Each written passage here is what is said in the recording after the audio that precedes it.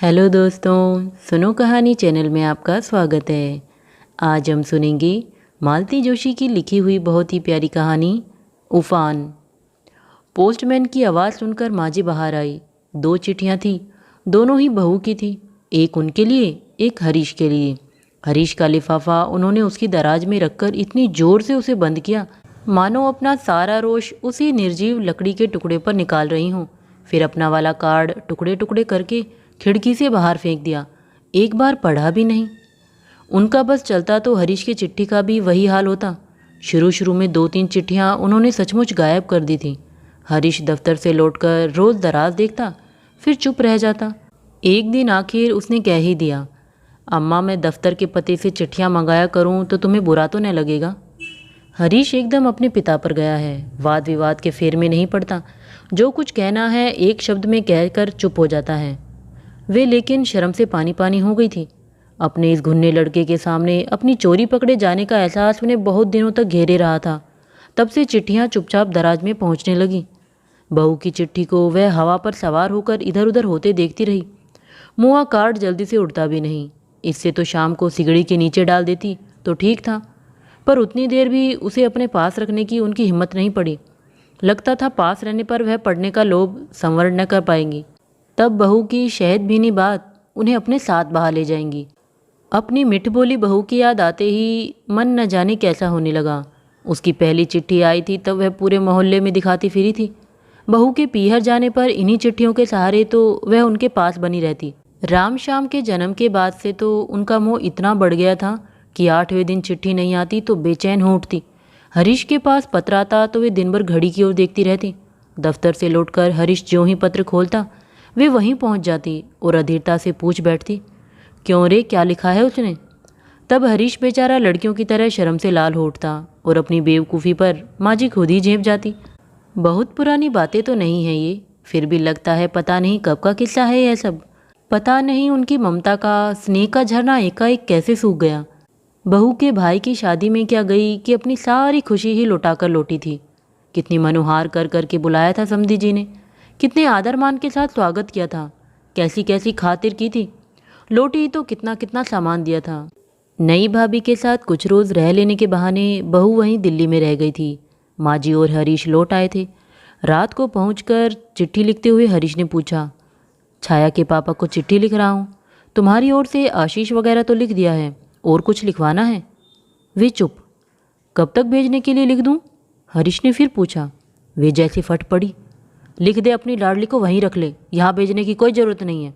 हरीश सुन रह गया था। क्या बात है अम्मा, किसी ने कुछ, मेरा मतलब है तुम्हारा अपमान किया है किसी ने? मेरे ख्याल से उन लोगों ने, क्या तुम्हारी खातिर में कुछ कमी रह गई? लेने देने में कुछ कसर रह गई क्या? हुआ क्या है आखिर? लेने देने में, खातिरदारी में कमी क्यों होगी भला? बड़े आदमी जो हैं, पर हम भी कोई भिखारी नहीं हैं कि रुपयों से हमारी झोली भरकर वे हमें चुप कर देंगे। भगवान के लिए अम्मा कुछ तो बताओ। तब माँ जी ने हरीश को सब कुछ बताया था। शादी में ढेर के ढेर रिश्तेदार इकट्ठे हुए थे। सबके तो नाम भी उन्हें याद नहीं। उन्हीं में से एक महिला ने उन्हें बतलाया था कि छाया का कॉलेज के किसी लड़के से प्रेम हो गया था। दोनों ने भागने की भी योजना बना ली थी। छाया तो स्टेशन पर भी पहुंच गई थी, पर लड़का ऐन मौके पर हिम्मत हार गया और समय रहते छाया को घर लौटाया जा सका था। तभी न इतनी दूर जाके लड़की ब्याही है, और माँ जी बेचारी अब तक इसी भ्रम में थी कि उनके लड़के की कीर्ति इतनी दूर से लड़की वालों को खींच लाई। सारी बात सुनाने के बाद माँ जी ने सोचा था कि हरीश उबलेगा, बिफरेगा, चीखेगा, पर ऐसा कुछ नहीं हुआ। वह उसी तरह शांत बैठा रहा। माँ जी जब जी भरकर दिल्ली वालों को कोस चुकी तब वह धीरे से बोला, अब तुम्हारा क्या विचार है? विचार क्या होगा? उन्होंने हैरत से कहा। सब कुछ जान लेने के बाद भला अब उस लड़की को घर में ला सकते हैं हम? घर की बात कोर्ट कचहरी तक जाए अच्छा नहीं लगता, पर दूसरा उपाय ही क्या है? शादी से पहले पता चल जाता तो बात और थी। मुझे पता था। क्या? ठीक कह रहा हूँ अम्मा, मुझे पता था। छाया ने खुद ही पत्र लिखकर मुझे सारी बातें बतलाई थी। और फिर भी तू उसे ब्याने चला गया? उन लोगों की अमीरी का ऐसा जादू चल गया तेरे ऊपर? आश्चर्य और दुख के कारण उनसे बोला नहीं जा रहा था। जादू तो मुझ पर चल गया था अम्मा, पर उन लोगों के बड़प्पन का नहीं। दान दहेज के बारे में तो मैंने उस समय सोचा भी नहीं था। मैं तो उनकी ईमानदारी का कायल हो गया था। जो बात बाद में 4 शुभचिंतकों ने 4 तरह से मुझ तक पहुंचाई, वह बात सबसे पहले मुझे छाया ने ही बतला दी थी। सोचो तो, उसने कितना बड़ा खतरा मोल ले लिया था। इस अभागे देश की लड़की के लिए मैं सोचता हूँ यह बहुत बड़ी बात थी। अम्मा कुछ नहीं बोली, बस घृणा से मुंह बिचका दिया। और यह भी तो सोचो अम्मा, कोई डरपोक व्यक्ति अगर उसे समय पर धोखा दे गया तो इसमें उसका क्या दोष है? किसी और की नालायकी की सजा वह क्यों उठाए? बस तू ही तो रह गया था न्याय करने के लिए। धन्य है रे लड़के। और वह दोनों हाथों में सिर पकड़कर बैठ गई। कमरे में एक भयानक चुप्पी छा गई थी। बड़ी देर बाद हरीश धीरे से बोला, चिंता मत करो अम्मा, जब तक तुम नहीं कहोगी मैं उसे यहाँ नहीं लाऊंगा। तुमने मेरे लिए ज़िंदगी में बहुत दुख उठाए हैं, अब यह एक और दुख, अनचाही बहू के साथ रहने का दुख, मैं तुम्हें नहीं दूंगा। हरीश ने बात वहीं समाप्त कर दी थी। माँ जी मन में कुढ़कर रह गई। हीरे से लड़के की जिंदगी बर्बाद होने का दुख उन्हें साल रहा था। धोखेबाज मिठ बोले समधियों के लिए गुस्सा उबला पड़ता था। और बहू, उसके भोले भाले रूप के पीछे यह चलत्तर छिपा होगा, किसने सोचा था? और इसी कुलक्षणी लड़की के लिए लड़का उनका पराया हो गया है। वह मुंह से कुछ नहीं कहता, उन्हें किसी तरह की शिकायत का मौका नहीं देता, उनकी सुख सुविधा का ख्याल रखता है। हारी बीमारी में सेवा टहल में कोई कसर उठाकर नहीं रखता। व्रत उपवासों पर फल फूल ले आता है। तीज त्योहारों पर, पर्वों पर मिठाई दान दक्षिणा का प्रबंध करना नहीं भूलता। पर माँ होकर वह क्या इतना नहीं समझती कि वह भीतर ही भीतर उनसे कट गया है? पहले की तरह अब वह लाड से उनकी गोद में आकर नहीं लेटता, अपनी पसंद के नाश्ते की फरमाइश नहीं करता, खाना खाने के बाद उनके पल्लू से हाथ नहीं पोंछता। सोचते सोचते सिर भारी हो गया तो वे रसोई में आ गई। अभी 3 ही बजे थे, पर वे शाम के नाश्ते की तैयारी में जुट गई। रसोई में बर्तन खनकते हैं तो उनका अकेलापन कुछ कम हो जाता है। इस अकेलेपन से उन्हें डर सा लगने लगा है। इसलिए वह अक्सर मेहरी से, दूध वाले से, जमादारिन से देर तक बतियाती रहती है, पर उन लोगों से भी ज़्यादा देर तक बात नहीं हो पाती। घूम फिर कर सभी एक ही बात पर आ जाएंगे, बहुरानी कब आ रही है, मुन्ना बाबू कब आएंगे। तब लाडले राम श्याम की याद आकर कलेजे में कैसा तो होने लगता है। उन लोगों के रहते दिन कब कहाँ कैसे बीत जाता है पता ही नहीं चलता था। उनकी किलकारियाँ, बहू की चांदी की घंटियों सी आवाज़ घर को कैसा भरा भरा रखती थी। तब हरीश भी इतना चुप्पा नहीं रहता। अब तो अव्वल उसका पाँव घर में टिकता नहीं। घर में रहेगा तो भी किसी किताब में सिर देकर बैठा रहेगा। कभी कभी उसकी यह उदासी, यह सूनापन देखा नहीं जाता। लगता है सारा रोष, सारा अभिमान ताक पर रखकर कह दे, जा ले आ बहू को, मेरा क्या है, एक कोने में पड़ी रहूंगी ठाकुर जी को लेकर, तुम राजा रानी आराम से रहो। पर बात होंठों तक आते आते कड़वी हो जाती और वे प्रयास कर चुप ही रहती। मन ही मन कहती, तू अपनी जिद का पक्का है तो मैं भी तेरी माँ हूँ, मैं क्यों अपनी बात ओछी पड़ने दूंगी। हरीश आया, सब्जी का थैला रसोई में रखकर कमरे में चला गया। वह चाय बनाकर बैठी रही। बड़ी देर तक वह लौटा नहीं तो खुद ही नाश्ते की प्लेट और चाय का कप लेकर कमरे में चली गई। वह पत्र पढ़ रहा था। उन्हें तो पत्र की बात याद ही न रही थी। माँ को देखकर उसने लिफाफा दराज में डाल दिया और चुपचाप नाश्ता करने लगा। माँ का मन रखने के लिए उसने इधर उधर की कोई बात छेड़ी थी, पर बातचीत जम ही न पाई। चाय पीकर वह फिर से बाहर जाने के लिए तैयार होने लगा तो उन्हें घबराहट होने लगी। कहीं जा रहा है? हाँ अम्मा, और रात खाने पर इंतज़ार मत करना। क्यों? आज पार्टी है, अपना मनोज है न, वह विलायत जा रहा है। अच्छा, तो एक दिन अपने यहाँ भी बुला लेना उसे, तू तो उसका पक्का दोस्त है। सबसे पहला न्योता तो तेरी ओर से ही होना चाहिए था। हरीश का चेहरा क्षण भर को तो कैसा हो आया। धीरे से बोला, दरअसल अम्मा पार्टी मैं ही दे रहा हूँ। घर पर ही बुलाना चाह रहा था, पर काफ़ी लोग हैं, तुमसे संभल नहीं पाता। मतलब है कि तुम्हें तकलीफ़ होती, इसलिए होटल में पार्टी दे रहा है, यही न। माँ जी का मन हुआ कि लड़के को खूब खरी खोटी सुनाए। तकलीफ़ का तो बहाना है, सच तो यह है कि अब अम्मा के हाथ का खाना भाता नहीं है। बहू की तरह विलायती खाना उन्हें थोड़ी ही आता है। पर उन्होंने कुछ नहीं कहा, चुपचाप उसे तैयार होते देखती रही। मन हुआ कि पूछे, जब घर पर खाना नहीं था तो ये ढेर की ढेर सब्जी किसके लिए लाए हो, पर यह भी नहीं कहा, बस बुत बनी बैठी रही। हरीश के जाने के बाद घर और सूना लग उठा था। शायद इसी सूनेपन की कल्पना से वे इतनी अधीर हो उठती थी। दिन भर तो वह किसी तरह रह लेती थी, पर शाम को खाली घर उन्हें काटने दौड़ता था। इस समय किसी के यहाँ जाना भी अच्छा नहीं लगता। सबके यहाँ चहल पहल होती है, सबके पास अपने अपने काम होते हैं। सबके बीच में वे एक फालतू सी लगती हैं।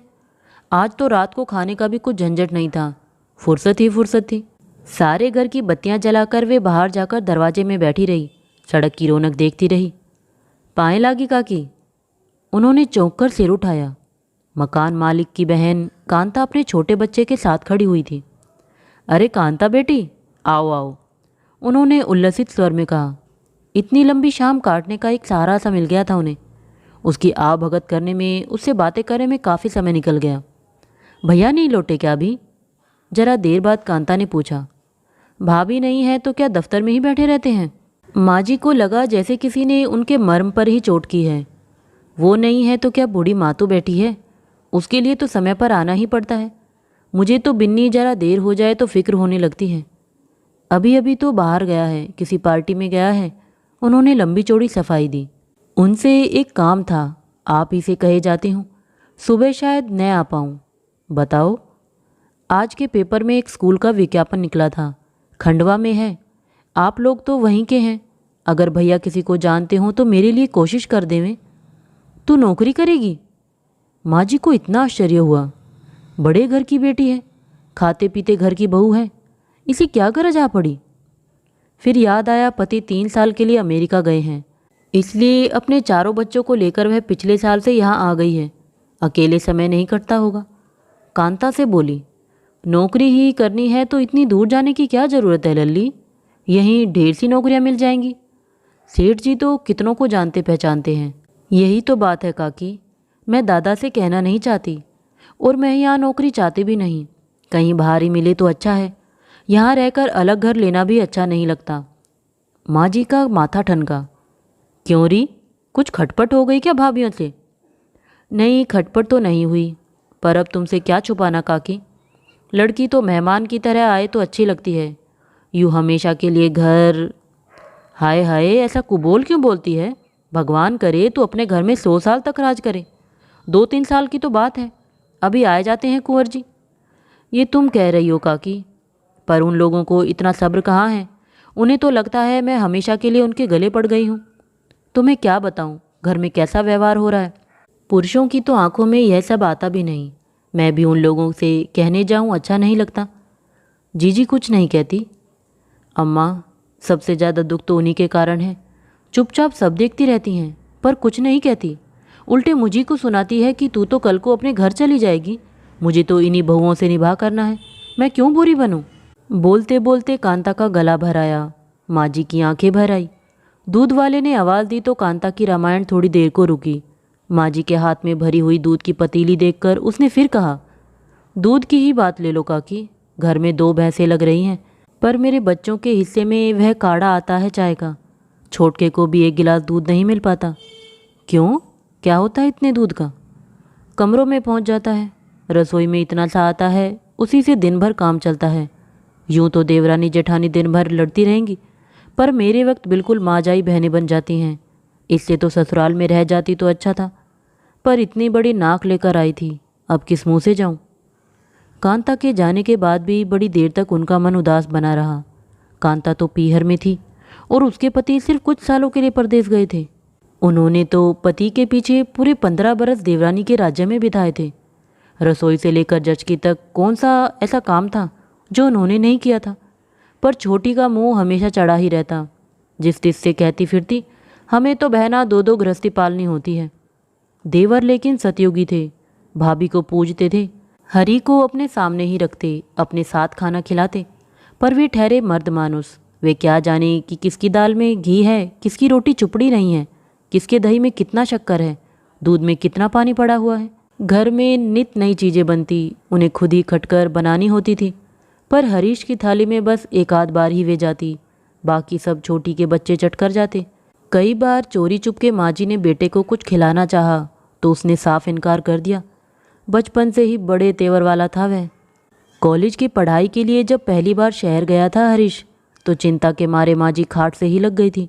छुट्टियों में जब वह लौटा तो उसके भरे भरे गाल देखकर उसकी आंखें जुड़ा गई थी। होटल का ही सही, पर वह अपनी मर्जी का तो खा रहा है।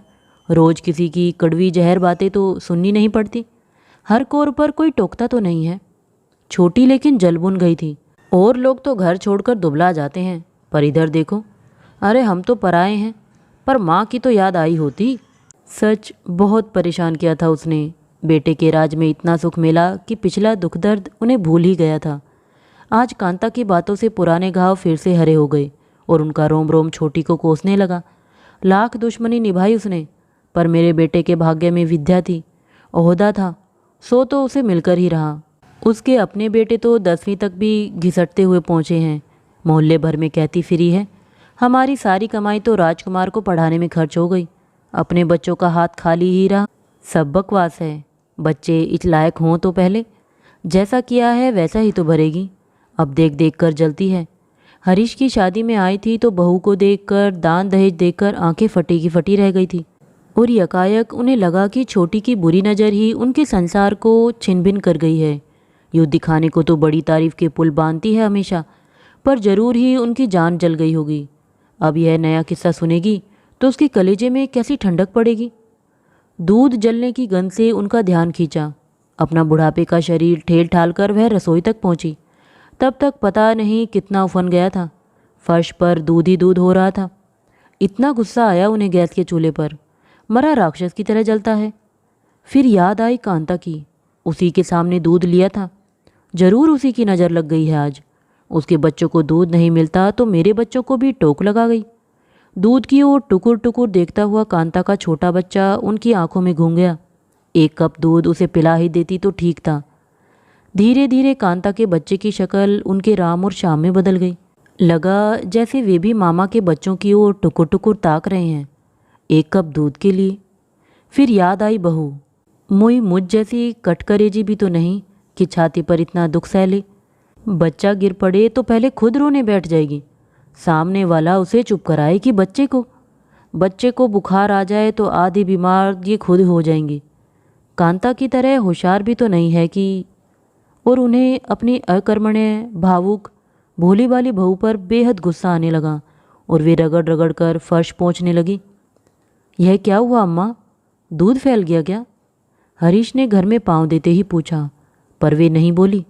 उसी तरह जोर लगाकर फर्श रगड़ती रही। तुम उठो अम्मा, मैं साफ कर दूं। रहने दे भैया, काम करने के लिए तो हम बने हैं। हमारी तो हड्डी मसान में नहीं पहुंच जाती तब तक हमें खटना है। तुम साहब बने डोलते रहो। वो अपने बाप के यहाँ मौज कर रही है, घर में मुफ्त की नौकरानी जो रखी हूँ। वे गुस्से में इसी तरह उठपटांग बड़बड़ाती हुई फर्श धोती रही। आँख उठाकर उन्होंने एक बार भी ऊपर नहीं देखा। देखती तो पता चलता कि हरीश उनके इस रुद्र अवतार पर मंद मंद मुस्कुरा रहा है।